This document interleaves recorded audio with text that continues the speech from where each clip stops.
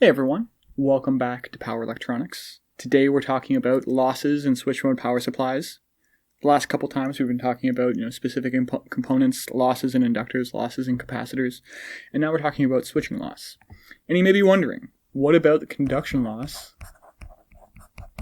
in MOSFETs and diodes? Well, we kind of already covered that, or at least we kind of already covered the model, right? So for the MOSFET, we said that when it was on, it looked like a resistor with resistance RDS on, R on, whatever you want to say. It looks like a resistor. And when it's off, it looks like an open circuit. And for a diode, we said that when it's on, it looks like a voltage source with a forward voltage drop VF. And when it's off, it looks like an open circuit. So that means if we have some currents flowing through each of these devices, right, like maybe we'll call this IQ, we'll call this ID, then we can calculate the loss for each of these components, or the conduction loss anyways. And it's pretty straightforward, right? So I'll call it P cond Q for the MOSFET. And it's a resistor, right? So typically the way we do this, it's I squared R. What kind of I? The RMS current, right? So we take IQ RMS, square it, and multiply that by RDS on. And for the forward voltage drop of the diode, because it's a voltage source and not a resistor, we take the average current. So I'll call this P cond D. And this is equal to ID average times VF, right? Pretty simple, right? And if you want to be more explicit, maybe we could say that typically MOSFET currents look something like, or IQ, look something like this, right? So maybe for a buck, for instance, this is what a MOSFET current looks like. So there's some, we could say there's IL here, and there's some delta IL,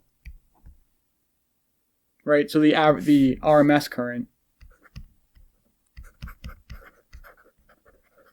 typically has the form of something like IL times root D times the root of 1 plus 1 over 3 delta IQ, let's say, over, or delta IL, all of that squared over the average, right? Something like this, right? And then for the average diode current, well, this is a little bit easier. So the waveform looks something like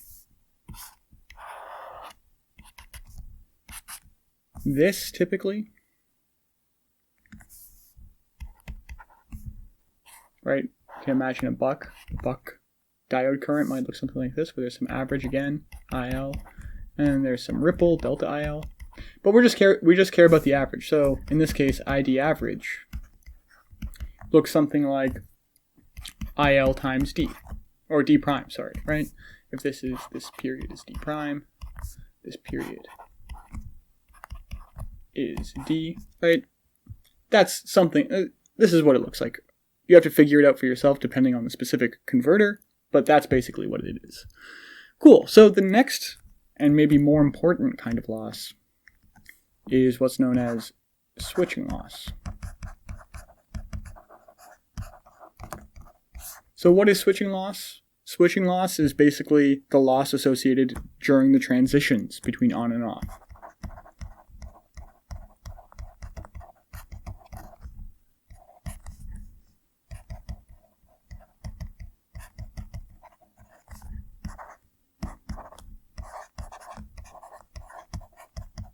Right, so we talked about this when we looked at MOSFETs and diodes. There is some finite transition time, right, that both MOSFETs and diodes require in order to turn on and off, right? So we've kind of thought about MOSFETs turning on, or their waveform looking something like this, like they're on and then they're off, and this happens instantaneously.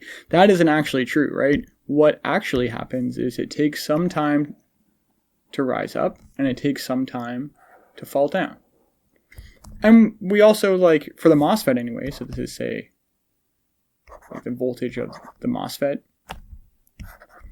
this we figured out what these were, or at least data sheets tell you what these are. This is known as the fall time, even though it's rising, because it's fall because the gate voltage is falling, and this is like the rise time, right? And these are finite, hopefully small. So let's just prepare ourselves and kind of look at a typical switching loss application, right? And basically, again, for a new converter, you're going to have to do something like this again to figure out what the specific values are. But let's just look at a buck.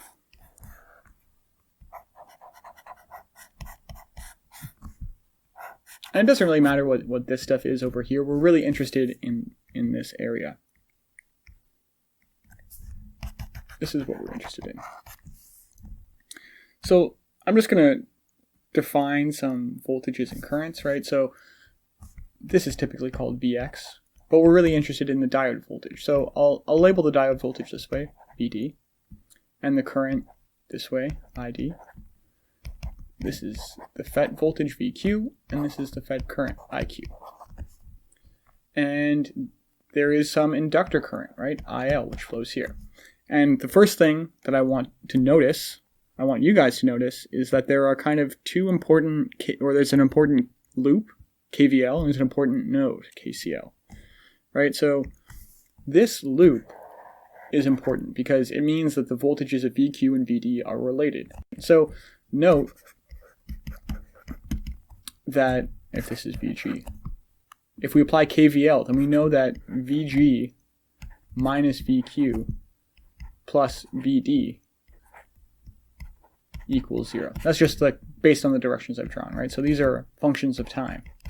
So in some way, these voltages are intrinsically related. As this one changes, as VQ changes, VD must also change, and vice versa.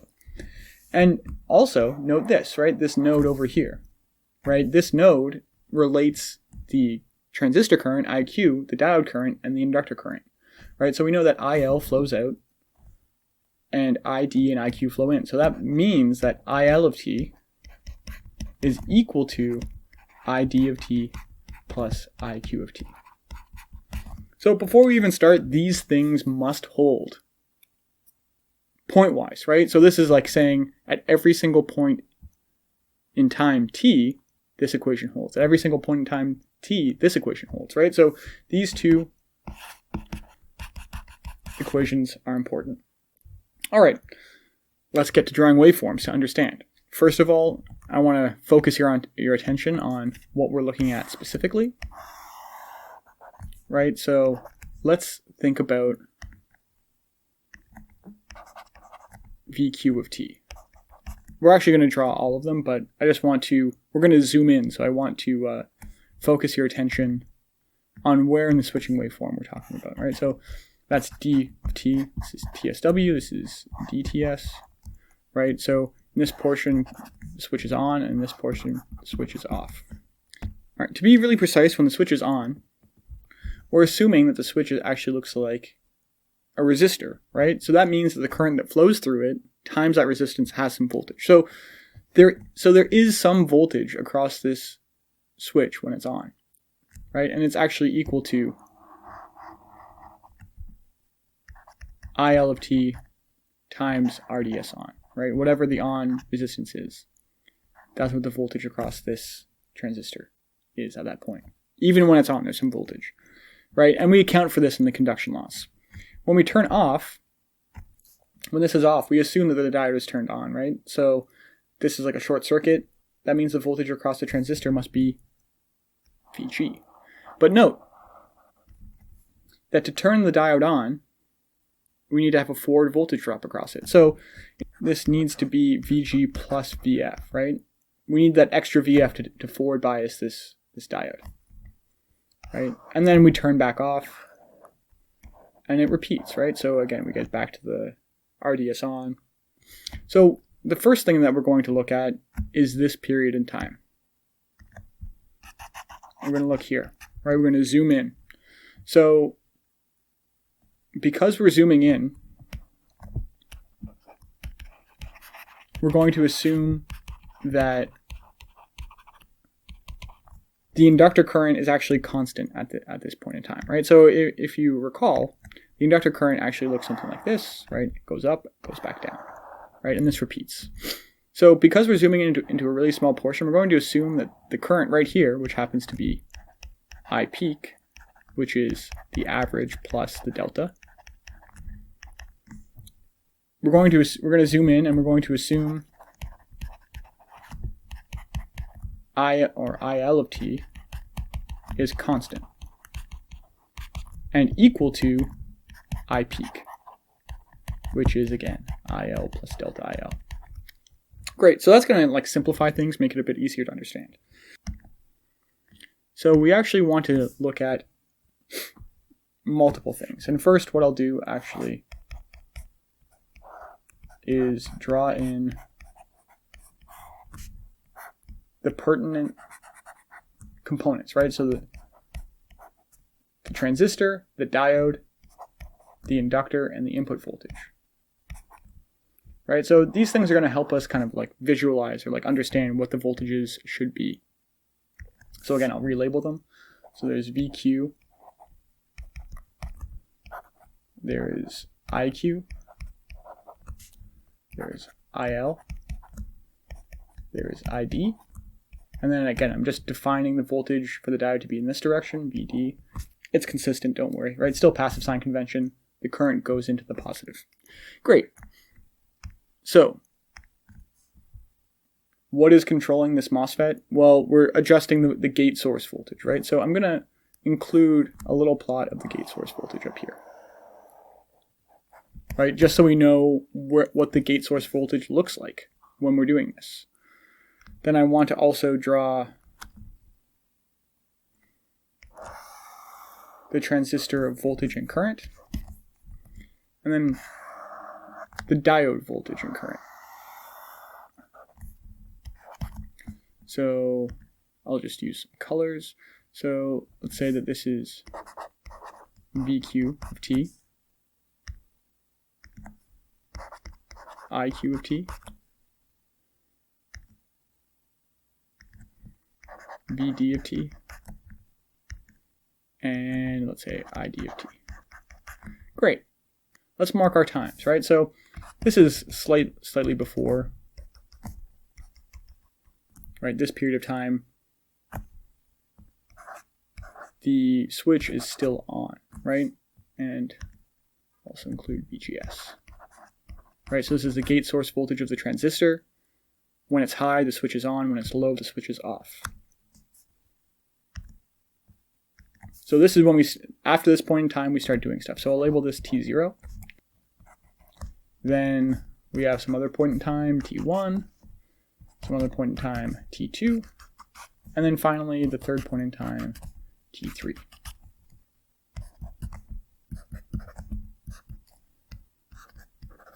So let's get started. So when it's on, we assume that we're at some maximum voltage VGS. So we're really turning this switch on to reduce the on resistance as much as possible.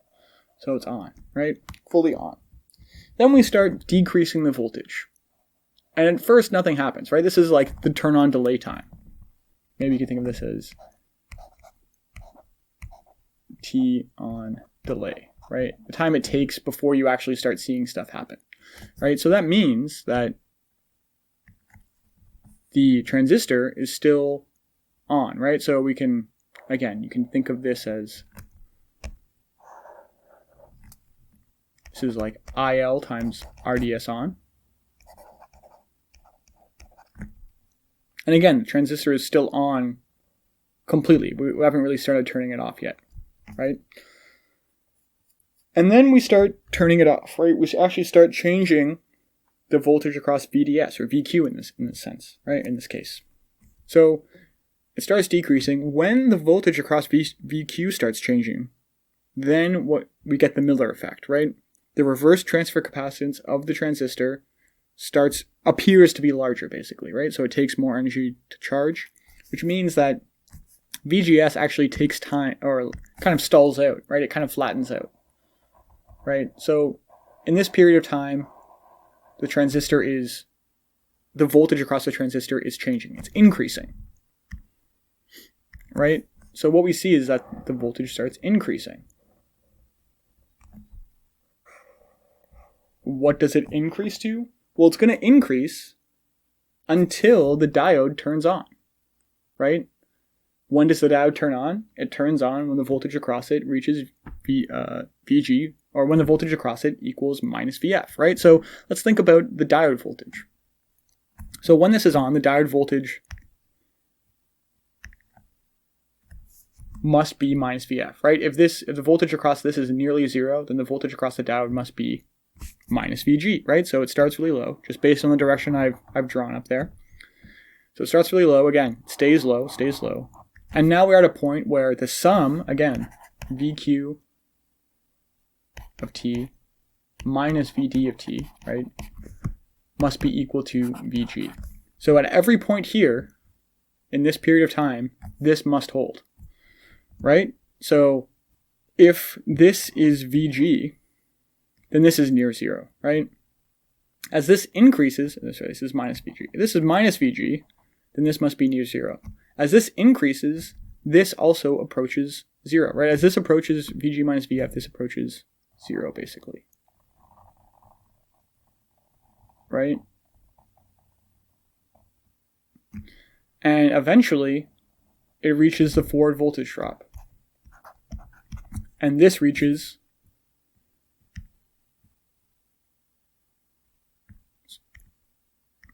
Vg plus Vf, right? So this is like a linear function. It varies from something very low up to Vg plus Vf. This varies from minus Vg up to positive Vf, right? So I can start at time t1. Vq is equal to something like zero, almost zero, minus negative Vg, right? So that holds. Then, at this point, Vq is equal to Vg plus Vf. Vd is equal to Vf, which is again equal to Vg. So beyond this point, it should remain here, right? This can't get any higher, right? It's going to stay at Vf. So that means that this stays at Vg minus Vf. Right? And this continues to decrease after the Miller effect, right? After the VDS stops changing, then this Miller effect ceases to exist, and then we can fully discharge VGS and fully turn off the switch. Great. Now, we have to think about the current, right? So, in this first interval, well, we're conducting the peak current, right? That's what we assume. This is I peak. Then we start turning off the FET. However, the diode is not forward biased. So up until this point, the diode is off. So it's on here, but it's off, off, off. So this thing does not conduct. In these three intervals, the diode does not conduct. That means that the only place that the current can come from, right, because, again, IL is equal to IQ plus ID. If ID is 0 in these three intervals, that means that IQ equals IL from T0 up until T2. For this whole interval, the switch is actually conducting I peak. All the way up until here, right? All the way up until here. So let's draw the diode current. So here it's 0. 0, 0, 0, 0, 0, 0, 0, 0, 0. Finally we get here. It starts conducting current. So again, because this has to hold, IL must be equal to IQ plus ID. When the diode turns on, it's going to start conducting, right? So it's going to start increasing up until I peak. And IQ is going to start decreasing up until 0. Right? We're just assuming that it's linear. It might be a slightly different shape. So beyond this point, the switch is fully off. So for this entire time, the switch is actually conducting until here when it's fully off. Sorry, it's fully off. Here it's turning off, but it's still kind of on.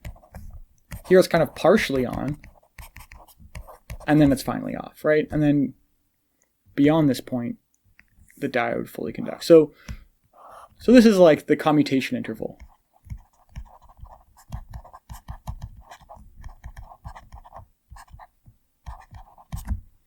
Cool. So what do we notice here? We notice that the voltage across the FET and the current across the FET are non-zero. So IQ of t and VQ of t are non-zero for this portion of time between, let's say, T1 and T3. What does that mean? It means the power loss does not equal zero. So let's look into that. So what is P of t? This is like the instantaneous power loss.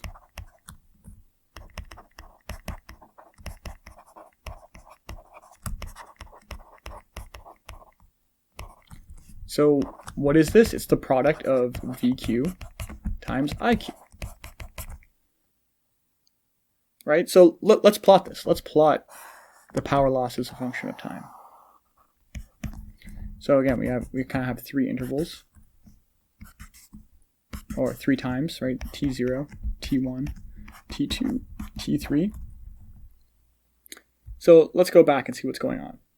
So from T0 to T1, well, we can approximate, this is basically zero. Or at least we've already accounted for this loss in the conduction loss. So for this power loss, we're going to assume that it's also zero. P of t, it's going to be zero up until T1. Okay, starting at T1, the voltage starts at zero. So it's the product of I and V. So starting at T1, it starts at zero, and I peak is at its maximum. At T2, the product of V and I is equal to I peak times VG plus VF. So over here I'll use yellow. So over here, the power loss as a function of time reaches its maximum. It reaches I peak times VG plus VF. And at T1, it's equal to zero, right? It's equal to zero because the voltage is basically zero at the beginning of the switching transition. So it starts here and ends here. And I is constant and V is linear. So we expect the product to look like a linear function between the two. So we approximate it like this, right? It's just a linear function that goes from 0 up to I peak times VG plus VF. From T2 to T3, V is constant and I decreases, let's say linearly, right? So at the end of this, at T3, it should be 0. And again, it's linear. So we get this triangle. Right, so this is the power loss as a function of time. How do we figure out what the loss is, right? We kind of want units of watts, right? Not something as a function of time, we just want watts, right? So what we'll do is we'll integrate this power loss, and we'll call it W off. The energy we lose when we switch the transistor off. So what is W off? Well, it's the area under this curve, which is half the base. So in this case, T1 to T3 times the height. What's the height? It's I peak times VG plus VF. So let's think about this, right? So this is kind of like the rise time, or the fall time. This is the fall time of the transistor, right? T fall. It's falling because the gate source voltage is falling. So this is T fall, right? From T1 to T3, that is equal to T fall. What's given in the data sheet typically. Right? So let's sub that in. Half T fall. What's I peak? I peak is the average IL plus delta IL. And then we have VG plus VF. So these numbers, these values are going to vary depending on the topology.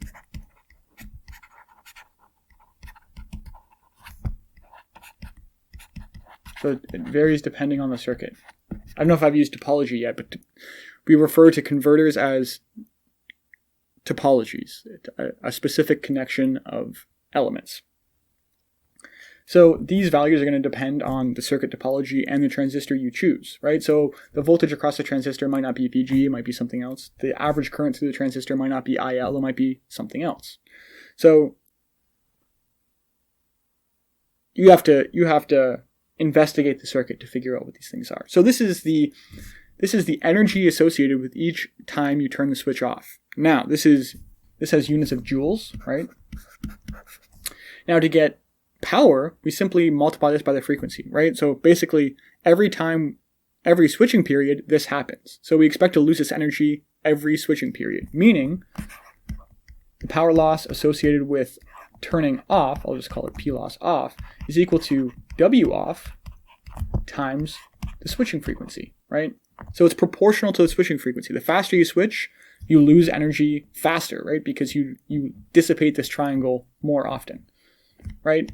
So finally, the loss associated with turning a switch off is equal to half T fall for the transistor, IL plus delta IL, VG plus VF times the switching frequency. Cool. So this can be a very significant power loss. And maybe we'll go through an example in another video. Cool. So something similar also happens when you turn the transistor back on. So it's different because, well, if you remember, to turn off a diode, we have to inject current back into the junction, right, to turn it off. There is reverse recovery, QRR. So we have to re-inject this.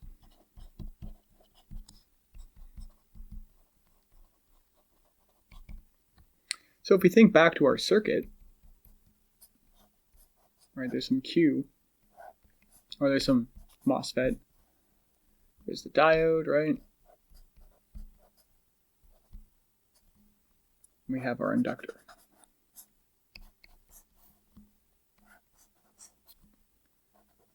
So IL is here. And I'll just relabel. I'll relabel all this stuff for you. So across the FET is VQ in this direction. IQ flows through the FET. And then I defined the diode voltage to be in this direction, and the diode current is flowing this way. Cool. So again, we have some constraint equations, right? If we think about the loop and the node, right? So this loop and this node, we have the following constraint equation. So we have that VG minus VQ of t plus VD of t must be equal to 0, right? It's KVL. And we also have IL is equal to ID of t plus IQ of t. Right, so these two constraint equations are going to help us figure out what the waveforms look like, and as a result, figure out what the switching loss is going to be for turning on the MOSFET. So, because of this QRR thing, really we're limited by the diode. How quickly the diode can turn off kind of dictates how long this transition is going to take. So, in this one, we won't look at the gate source voltage, even though, we are controlling the MOSFET by the gate source voltage. Instead, I'm going to think about what is going on with the diode. So this is going to be our voltage and current of the FET, and this is going to be voltage and current of the diode. Right, so we have VQ, we have IQ, we have VD, and we have ID. Cool. So, if you recall, when we're turning off the FET, and maybe I'll actually just draw the waveform over here to make sure you remember what's going on, right? So, this is the inductor current, and we're focusing on this point right over here, right? Where the inductor, or where the MOSFET turns on and the inductor current starts rising up again. At this point, the diode is carrying all the current, right?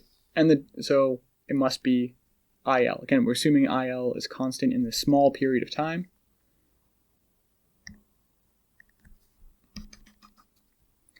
So before we start turning on the FET, ID must be equal to IL, right? Because IQ is 0. In fact, it's equal to this valley point current, right? The minimum. I'll call it I min. It's equal to the average IL minus delta IL. So when we start turning on the FET, the diode hasn't yet turned off yet, right? We have to force the diode off by injecting some current into it. Where does that current come from? Well, it's not coming from the inductor, right? The inductor looks like a current source, right, for short periods of time, right? You can't change the current instantaneously, so its current is going to be this minimum current during this switching transition. So the current that reverse biases the diode actually comes through the FET, right? The current is coming through the FET to provide this QRR, right, to provide this negative charge. So in this interval, the FET is off. But when we turn on the FET, when we first try to turn on the FET, this diode is still forward biased, right? Which means it's still on in a sense, right? So the voltage across the FET is still VG plus VF because this hasn't yet been turned off, right? So if we, at this point, we have VG plus VF. And of course, the diode has VF across it. So when we turn on the FET, we actually allow current to flow through it while the diode is still on, right? So the diode is still conducting until we force QRR through the diode to reverse bias it. So the inductor current or the diode current has to go negative, right? It has to be reverse biased through this reverse recovery process. We have to inject this QRR, right? So for this whole period of time, the diode is still technically on, right? It's still technically, not reverse biased for this whole period until we get to the end, right? And then after this point, then the diode turns off. Maybe there's some junction capacitance that charges up to minus VG. The FET current must be the negative of this, right? It must go all the way from the peak current, right? It must surpass the peak current by this QRR current. So we get this big hump of current all the way until we completely reverse bias the diode. And then basically the FET takes over and starts conducting this minimum current, I min, right? Which is again equal to IL minus delta IL. Right, so this is what the FET current must look like to turn off the diode, right? So we have to have this big hump of QRR, right? So the QRR is really provided by the FET. So in a sense, this extra loss actually you see it on the FET instead of the diode. All right, so we have one more thing to think about, right? The voltage. What's going on to the voltage? Well, again, during this time when we're injecting charge to reverse bias the diode, it's on, meaning the voltage across the FET must still be VG plus VF, right? Because this is still technically, minus a forward voltage drop or something like that, somewhere around that, maybe a bit less, maybe just VG. But in any case, it's still, the voltage across the FET is still high until the diode is reverse biased, and then it starts to drop down back to 0. Right, so this process is dominated by the reverse recovery time. However long it takes for the diode to achieve reverse recovery is how long it takes for it to shut off. That is the thing that determines how long this process is, and we have a term for that, right? We know that length of time is referred to as the reverse recovery time. So this is given to you by a data sheet, right? A data sheet of a diode will tell you the reverse recovery time under certain conditions. So now we have all the information we need, right? This is what we need to calculate the energy lost associated with this process, right? So what do? Well, we think about the power dissipated as a function of time, which is, in this case, VQ times IQ, right? We're thinking about the loss across the FET, right? Because the loss across the diode is like kind of small relative to that, right? Because the voltage across it is so small. So the power loss must be small. Really, the power loss is seen across the FET. So it's VQ times IQ. And we're going to simplify it a little bit, right? So we can kind of assume that this hump is QRR times VG, and then we have the second hump. So let's just draw out the waveform, right? So the waveform, P of t, looks like the following. So again, we're kind of bordered by these two sides, right? This occurs over the reverse recovery period. And before this transition happens, the loss is basically zero, right? There's no switching loss. And after it happens, again, the loss is basically zero. That just becomes conduction loss, which we account for separately. So what do we have? Well, we basically have a constant VG plus the forward voltage drop times this weird lumpy current. So really this is really going to be an approximation. It's not going to be very precise in terms of shape, but it really should just give you the idea of what's going on. So we tend to divide this into two separate pieces. So one piece, you can kind of see here, we know that this current is IL, right? So we kind of have this rectangular area, which is basically just VG times the forward voltage drop, if you like, times IL min, right? So this area, this part, this rectangle, I'll call it W1, is equal to, again, this is energy, is equal to VG plus VF, if you like, times IL minus delta IL, right?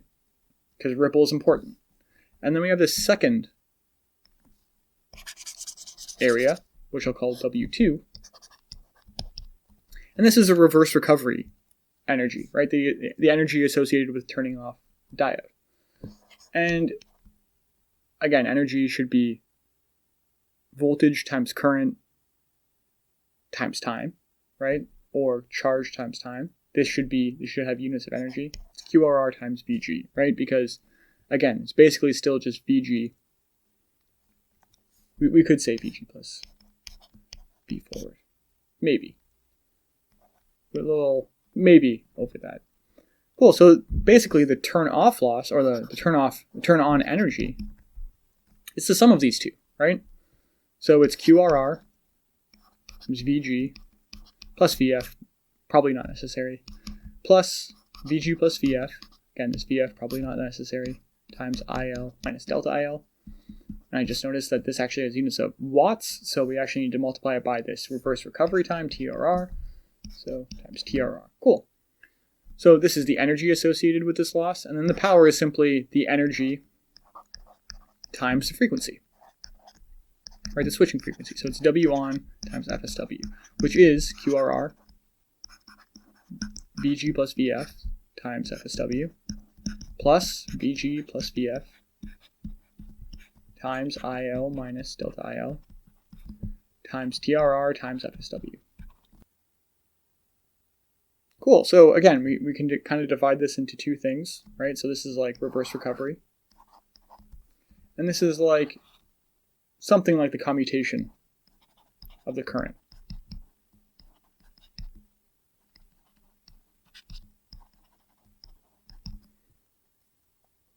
Right, and we can see how this is like different than the previous equation, right? The previous equation for turning off was equal to half VG plus VF, IL plus delta IL, the fall time, right?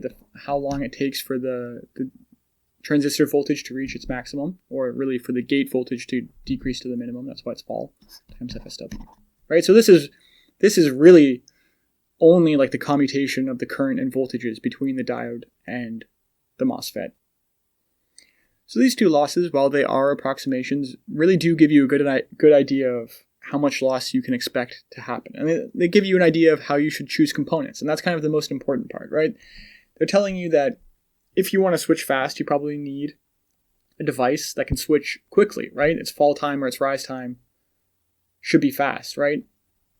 To reduce this turn-off loss as much as possible. The faster you can transition from off to on or on to off, the lower this loss is going to be. You want to choose diodes that have low reverse recovery, right? If this reverse recovery time and reverse recovery charge are low, then your turn-on loss is going to be smaller.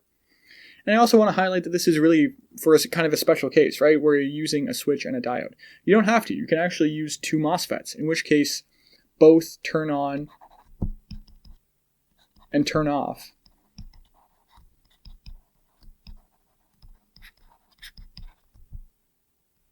will both look something like this form, right? They'll both be related to how quickly the transistor can go from off to on. So if you're using two MOSFETs, total loss will look like this.